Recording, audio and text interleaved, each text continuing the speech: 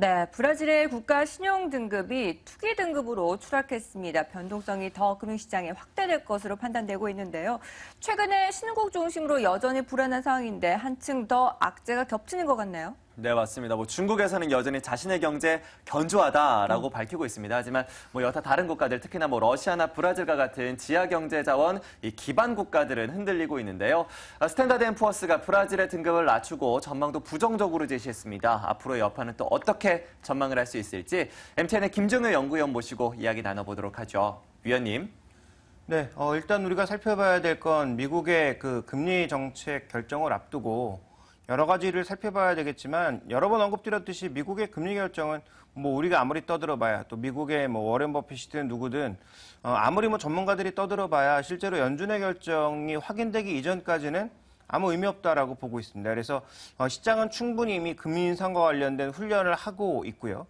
미국이 만약에 긴축에 들어간다고 하더라도 그에 대한 대비를 어느 정도는 해나가고 있는 것이 아닌가라고 보여지는데 오히려 좀 더 불안해 보이는 쪽은 이머징 마켓 쪽에서의 균열이 계속 나타나고 있다라는 거죠. 오늘 미국 시장의 그 장중 심리 개선으로 인해서 대부분의 ETF가 모두 상승 반전했는데요. 유일하게 상승 못하고 마이너스로 끝난 ETF가 브라질 ETF입니다. 여전히 헤아라와 관련된 불안감도 높아지고 있는 상황이죠. 준비된 그림을 보시면 브라질 ETF 주봉입니다. 일봉이 아닌 주봉인데 주봉 기준으로 봤을 때도 바닥을 모르고 계속 떨어지고 있다라는 거죠. 그러니까 대부분의 지금 증시나 대부분의 종목군들이 일정 부분 바닥을 확인한 이후에 박스권의 모습을 그리면서 하락은 하고 있지만 안정세를 찾아가는 모습과는 달리 브라질, 남아공, 그리고 베네수엘라, 일부 국가들은 증시, 환율 모두 변동성이 확대되면서 이들의 이제 움직임은 여전히 불안감을 나타내고 있다라는 것입니다. 따라서 지금 외국인들 입장에서 봤을 때는 이머징 국가가 지금 안정되고 있다 이렇게까지 해석하기에는 무리가 있다라는 거죠. 브라질 경제의 폭이 그렇게 작은 것도 아니고요. 그런 관점에서 일단 환율 붕괴로 인한 여러 가지 변동성들 그리고 또 한 가지 살펴봐야 될 건 이 브라질의 지금 대통령이 굉장히 높은 지지율로 당선됐던 대통령이지만 현재 지금 이 정치적인 이 지지 기반이 굉장히 무너져 있는 상황이거든요. 여기도 이 브라질 쪽도 지금 정치적으로 굉장히 혼란한 상황이고 거기다가 이제 베네수엘라의 최근에 하이퍼 인플레이션 언급 이런 것들을 고려해 보면 남아메리카 쪽에서 뭔가 문제가 한번 터질 가능성은 예전부터 꾸준하게 언급되어 왔고 이번에 그 맹주격이라고 할 수 있는 브라질이 이런 상태까지 갔다면 아무리 신용등급이 사후적인 위험을 반영하는 그런 트렌드라고 하더라도 현재 금융시장 자체가 무너지고 있기 때문에 이 부분에 대해서는 우리가 계속 경계감을 좀 가져야 되지 않을까 이렇게 보고 있습니다. 네, 말씀하신 것처럼 브라질의 경고등이 켜졌습니다. 환율도 요동칠 것으로 판단을 하고 있습니다. 다른 여타 신국들 여전히 불확실성이 팽배한 상황인가요? 네, 일단 이머징 마켓과 선진국 그 양분된 흐름으로 놓고 봤을 때는 당연히 선진국 쪽에 좀 더 무게를 둘 수밖에 없다라고 봐야 되겠고요. 다만 이머징 국가 내에서도 최근에 약간 차별화된 흐름이 나타나고 있는 것이 한국과 대만 같은 경우에는 그래도 저평가되지 않았느냐. 다른 국가 대비해서는 상대적으로 좀 싸고 그리고 이 여러 가지 이제 여건들, 환율 여건이라든지 대외 건전성이 내부 건전성이라든지 이런 것들이 상대적으로 좀 낮다라는 거죠. 물론 우리나라도 최근에 부채가 조금 늘어나면서 GDP 대비 부채가 올라가고 있는 것은 사실이고 가계부채 위험성도 늘어난 것은 사실입니다만 국가 부채라든지 이런 여러 가지 상황들은 그 여타 국가들에 비해서 여전히 건전한 상황입니다. 그래서 상대적으로 PER도 신뢰도는 낮지만 어쨌든 굉장히 수치 자체는 낮은 상황이죠. 그러니까 대만이라든지 이런 제조업 중심의 국가들은 그나마 저평가되었다라는 점. 그리고 인도는 여전히 성장성이 꾸준하게 언급되고 있는 가운데 최근에 이제 정부의 노력으로 인해서 제조업 중심 국가로 변모하고 있고 인프라 투자 같은 것들이 확대되고 있다는 점 때문에 상대적으로 차별화될 가능성은 있다라고 봐야 됩니다. 그런데 말씀드렸다시피 지금 베네수엘라 같은 그런 위험 국가들은 여전히 지금 안정되지 않은 상황이라고 봐야 될 것 같고요. 브라질 마찬가지고요. 우크라이나, 러시아도 언제 터질지 모르는 위험을 안고 가는 것이라고 봐야 되겠죠. 그래서 외국인들의 입장은 여전히 이머징에 대해서는 긍정적인 시각일 수 없다라는 것이고요. 한국 시장을 적응하는 데 있어서도 일부 사는 종목군들은 있겠지만 시장을 대응하는 관점에서 이머징 마켓에 대한 매도가 나타날 때 이머징 마켓 비중이 가장 높은 한국에 대해서도 최소한 매수가 유입될 가능성은 적다라는 측면에서 아직까지는 이머징에 대한 위험 사그러들지 않았고 여전히 외국인들의 시각도 아직까지는 조심스러울 수밖에 없다. 이렇게 봐야 될 것 같습니다. 네, 그렇다면 전체 시장에 대해서는 외국인들의 매도가 계속 이어질 수밖에 없을 것 같은데 종목별로는 또 어떨지도 모르겠습니다. 앞서 저희가 오늘의 포인트를 통해서 국내외 바이오 종목들에 대한 주가를 비교해본 바가 있었는데요. 일단 미국에서 최근 바이오 종목들의 추이부터 짚어주시죠. 네, 좀 전에 우리가 질립사이언스를 봤는데요. 그 종목뿐만 아니라 대부분의 종목이 마찬가지 흐름을 보여주고 있다. 이렇게 봐야 되겠습니다. 먼저 준비된 그림을 보시면 미국 내 최대 제약사 중에 하나는 화이자인데요.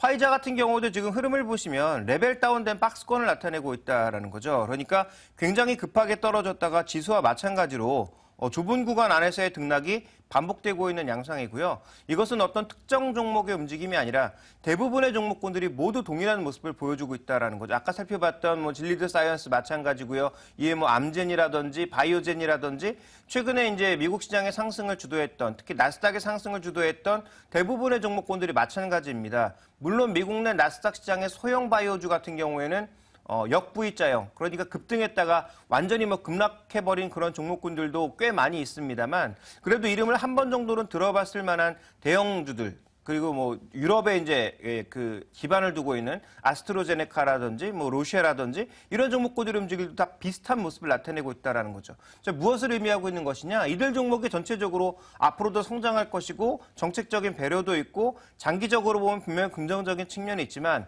단기적으로는 과도한 랠리에 따른 그런 역작용이 충분히 나타났다라고 봐야 되고요.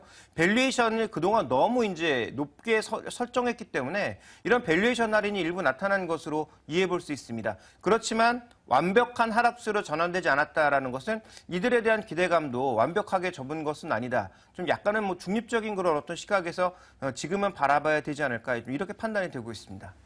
네, 장기적으로 봤을 때는 여전히 상승 모멘텀을 유효한 것으로 판단되고 있습니다. 하지만 단기적으로는 과열 급등에 따른 피로감이 누적되어 있는 상태인데요. 글로벌과 직결해서 국내 바이오주들도 강하게 움직이고 있습니다. 어떻게 포지션을 취해야 될까요, 투자자들은? 네, 국내 시장도 최근에 보면 바이오주들이 미국 시장의 등락과 거의 맥락을 같이 하고 있죠. 실제로 우리나라 바이오 제약주들이 미국과 같이 가야 될 이유가 거의 전혀 없음에도 불구하고 이렇게 등락을 같이 하고 있는 것은 그만큼 모멘텀 플레이가 벌어지고 있다. 이렇게 이해해 볼 수 있습니다. 우리나라 제약주들 바이오주 모두 마찬가지죠. 해외 진출, 국내 그 시장의 노령화, 또 이런 것들에 따라서 밸류에이션 자체를 높게 설정하고 있는 것이 사실인데요.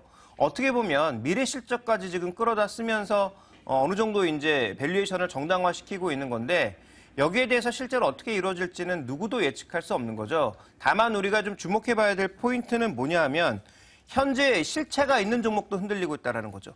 해외 이제 계약을 체결한 한미약품이 흔들리고 있고요. 확실한 그 판매망을 갖고 있는 셀트리온도 흔들리고 있고요.